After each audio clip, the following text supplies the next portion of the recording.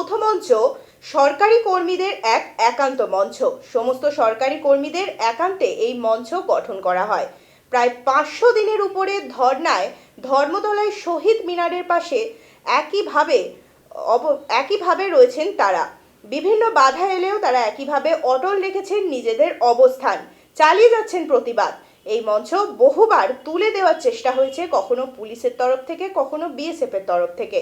তবুও এই সংগ্রামী মঞ্চেই অটল থেকেছেন তারা। আর এই সংগ্রামী মঞ্চেরই অন্যতম আবাহক হলেন ভাস্কর ঘোষ।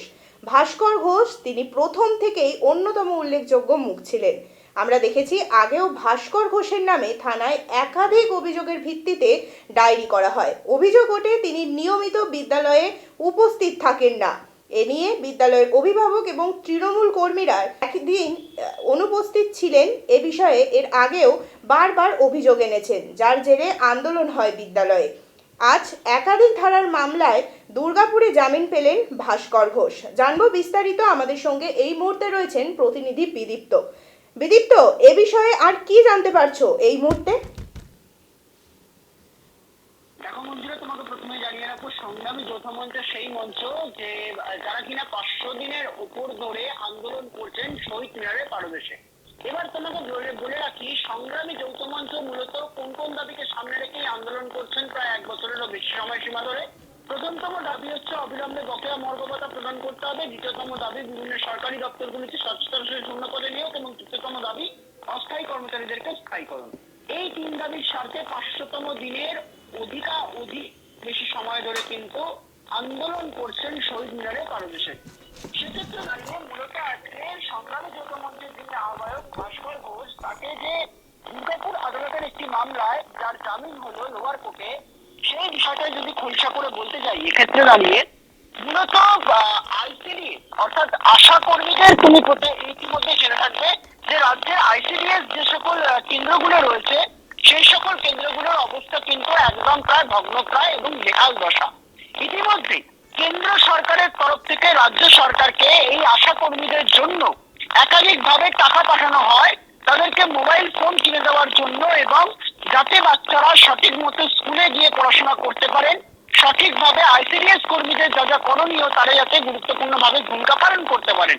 কিন্তু রাজ্য সরকারের তরফ থেকে আইসিডিএস কর্মীদের জন্য কোন রকম অর্থ খরচ করা হয় না। আর এই বিষয়কে সামনে রেখে সংগ্রামী যৌথ মঞ্চের তরফ থেকে কিন্তু আইসিডিএস কর্মীদেরকে পাশে করে দেখা যায় একটি বৃহত্তর মিছিল করতে, যেই মিছিল কিন্তু সংঘবর্ধিত হয়। ইতিমধ্যেই মূলত দেখা গেছে পাণ্ডবেশ্বর রেল স্টেশন থেকে ফুলবাগান মন্দির পর্যন্ত তারা যে মিছিল করেছিলেন, প্রতিবাদ মিছিল, সেই মিছিলে ভাস্কর ঘোষ থেকে শুরু করে যিনি সংগ্রামী যৌথ মঞ্চের আহ্বায়ক এবং অনিরুদ্ধ ভট্টাচার্য থেকে শুরু করে সংগ্রামী যৌথ মঞ্চের একাধিক প্রথম সারির উচ্চ নেতৃত্বরা উপস্থিত ছিলেন। এক্ষেত্রে দাঁড়িয়ে কিন্তু মূলত বলে রাখা ভালো, সেই দিন দেখা যায় পাণ্ডবেশ্বরে যখন যেখানে বড় মিছিল সংঘবর্ধিত হয়, সেখানে তৃণমূল কংগ্রেসের গুন্ডা বাহিনী, সেখানে যারা ইতিমধ্যে কর্মী সমর্থকেরা এক কথায় বলা যেতে পারে, তারা যেখানে উপস্থিত ছিলেন, তারা কিন্তু এই সংগ্রামী যৌথ মঞ্চের ওপর চড়াও হন। এবার সংগ্রামী যৌথ মঞ্চের ওপর চড়াও হওয়ার পর মিথ্যা অভিযোগ দেওয়া হয় কার্যত ভাস্কর ঘোষের নামে। কি অভিযোগ দেওয়া হয় না, বলা হয় পাণ্ডবেশ্বরের কাছে একটি পুকুর পাড়ে সেখানে একজন ভদ্র মহিলাকে সংগ্রামী যৌথ মঞ্চের আহ্বায়ক ভাস্কর ঘোষ বেধড়ক মারধর করেন।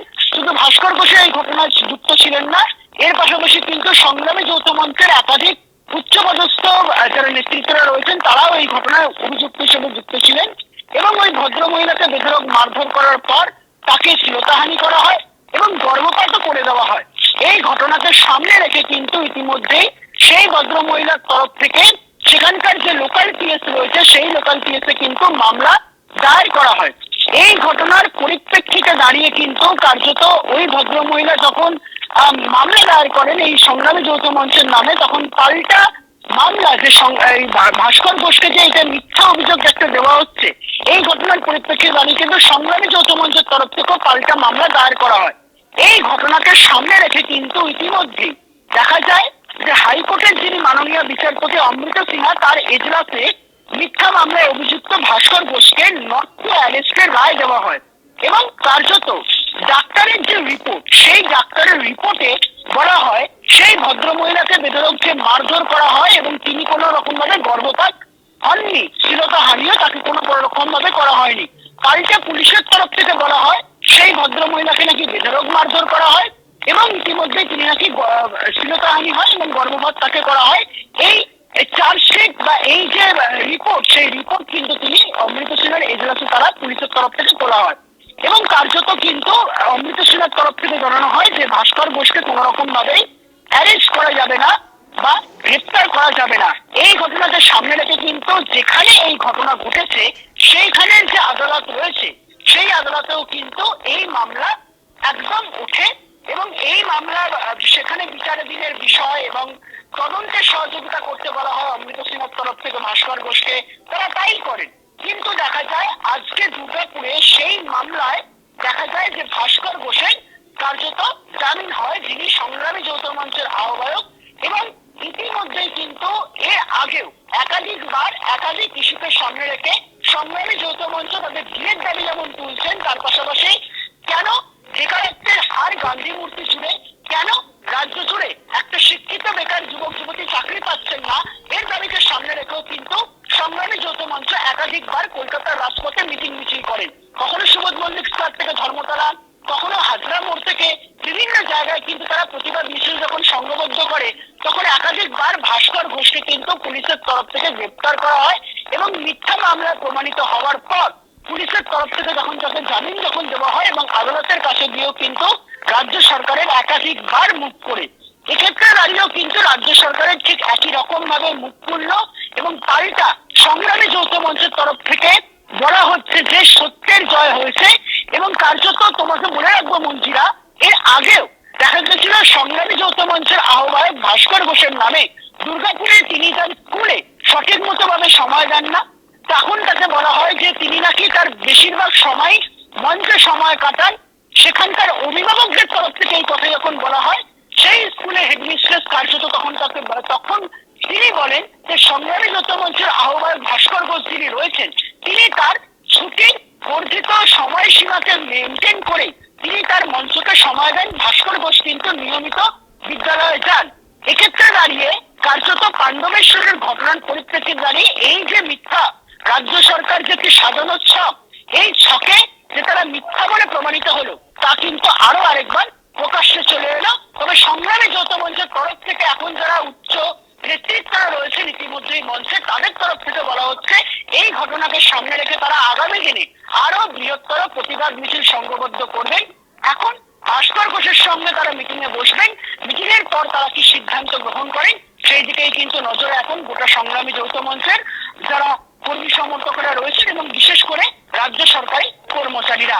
পরবর্তী পরিস্থিতি কোন দিকে যায় সেই বিষয়ে কিন্তু উঠছে এখন বিস্তারিতভাবে প্রশ্ন। মঞ্জিরা, ধন্যবাদ বিদীপ্ত।